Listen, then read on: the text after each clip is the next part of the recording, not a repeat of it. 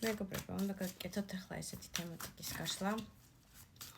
Შეფიქრეთ თქვენი თავი და თქვენი პარტნიორი და გავაკეთოთ გაშლა. თემა იქნება მისი შემდგომი ნაბიჯები თქვენთან ურთიერთობაში როგორ იმოქმედებს თუ არა საერთოდ. ჯერ მაქედან დავიწყოთ. უფრო ჩაფიქრებული მაქვს, რომ ეს თემატიკა იქნება იმ ადამიანებისთვის, ვინც ერთგვარად გაურკვეველ სიტუაციაში ხართ, შეიძლება ორმხრივ დუმილია და გაინტერესებთ საერთოდ უნდა ელოდოთ ამ ადამიანს თუ გავუშვათ და გაგიშვათ მან თუ არა. მოდი ამ გაშლის მერე გავაკეთებ გაგიშვათ მან თუ არა. ამ გაშლასაც გონი ესეც კარგი თემაა და მაქსიმალურად ვეცდები შეძლებს დაგვარად გავაკეთო. მოკლედ, იმისთვის რომ მივხვდეთ რამდენად თქვენია ეს გაშლა, ხართ თქვენ. ლაიკები არ დაგეზაროთ და გამოიწერეთ ჩემი ეს ახალი და ერთადერთი გვერდი.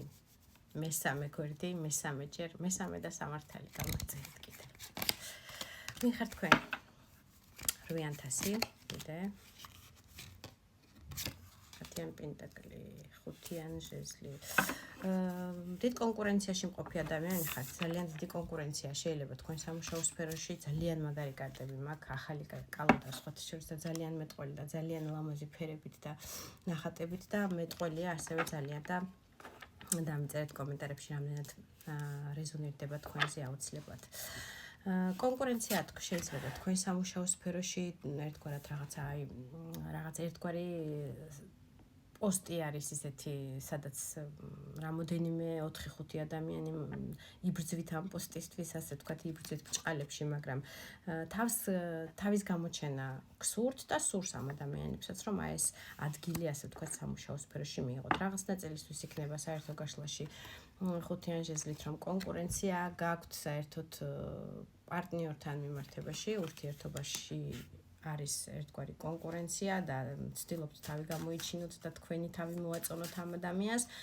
10 პენტაკლით აჩვენებენ, რომ ამ დაოჯახებული ბრძანდებით და სხვა ადამიანზე გაქვთ შეიძლება კონკურენციის გამოვლინების სურვილი, არ არის გამორიცხული, ან თქვენთვის არის ერთგვარი ძალიან მნიშვნელოვანი ოჯახური ფასეულობები, გვარის შვილობა, მყარი საფუძვლიანი ფინანსური მდგომარეობა, ოჯახური სიწმინდე, ოჯახური ფასეულობები, რაღაცნაირად სტუმართ მოყვარე ოჯახი, შვილი ხართ, ძალიან მყარი მდგომარეობით. ან ძალიან მყარი ფინანსური მდგომარეობა გაქვთ, ან ბევრი ხართ ოჯახის წევრები, ესეც შეიძლება იყოს, აი რაღაცა სიუხვე გაქვთ ოჯახში, ასე ვიტყოდი. სტუმართ მასპინძლობა შეიძლება ძალიან გიყვართ და მიღებული, ასე ვთქვათ, ბევრი სტუმრის მიღებები ხოლმე თქვენ ოჯახშია. ესეთი რაღაცა ოჯახური ფასეულობებით სავსე ადამიანი ხართ, ადამიანი, რომელიც ეხლა აჩვენებენ, რომ შებრუნებულია 8,000 და წასულია თავისი ემოციებიდან, ემოციები დატოვებული აქვს იქ, სადაც ახსნა განმარტებას აზრი არ ქონდა, ესე იგი შებრუნა და წავიდა თავის გზაზე, თუმცა კონკურენცია არის. კონკურენცია შეიძლება იყოს თქვენზეც, არ არის გამორიცხული საერთო გაშლაში, რომ აი რამოდენიმე ადამიანი ცდილობს თქვენი გულის მოგებას. გეპრანჭებათ, მანდილოსანი ხართ თუ მამაკაცი, თქვენ თავზე მოერგეთ მამაკაცებმა.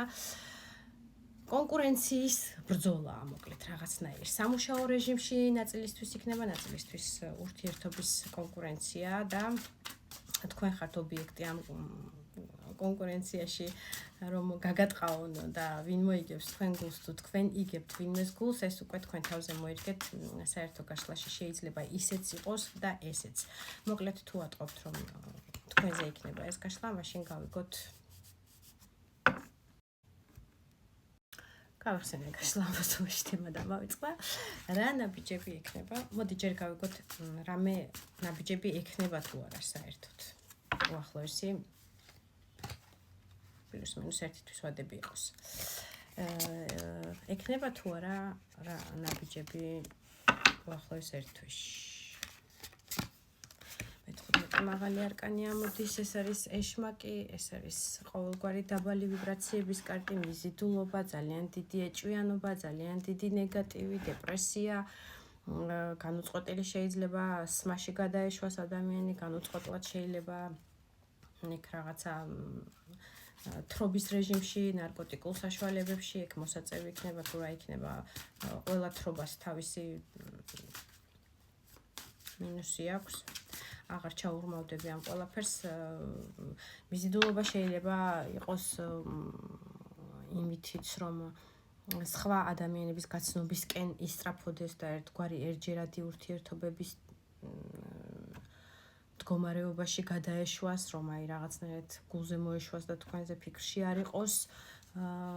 ასეც გამოხატული ეშმაკს აქვს ყველანაირი დაბალი ვიბრაციები. თამაშომანია შეიძლება გადაეშვას რაღაცა ფსონების დადებაში და თამაშებში და ყველაფერი, ყველა სიამოვნება, რაც ძირითადად დაბალი ვიბრაციებიდან მოდის, არის ეშმაკიდან მომდინარე. აი ესეთ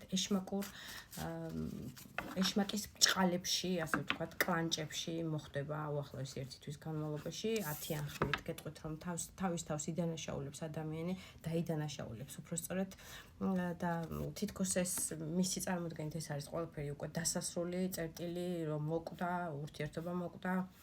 წარმოუდგენელი აქედან რაღაცის აღდგომა და რაღაცის ხელახლა გაკეთება 5-იან თასი ამოდის. ეს არის უძლიერესად დიდი დეპრესიული მდგომარეობა. მინდა გითხრათ, ამ უახლოეს 1 თვეში ექნება ამ ადამიანს ტირილი გოდება, არ ვიცი, დასალევისკენ სწრაფვა, რაღაცისკენ სწრაფვა, რომ აი რაღაცნაირად მოგიშოროთ და არ ჩაეშვეს სამუდამო დეპრესიაში.